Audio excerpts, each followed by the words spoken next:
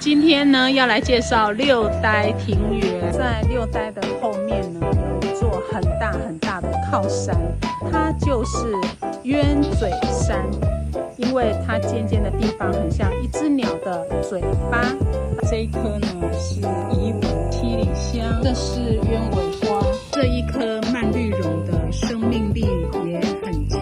下雨过后的玉兰花呢，看起来格外的清新。还有一朵没有摘到的玉兰花，这一棵呢，就是已经在六呆生长了17年的紫藤。当它开满紫藤的时候，很美。六呆还种了很多的香蕉，这一棵是黄金串，这些地瓜叶呢，也长得非常的好。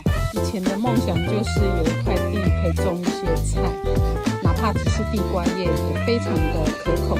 我是淑华，欢迎大家有空来六呆找我喝咖啡。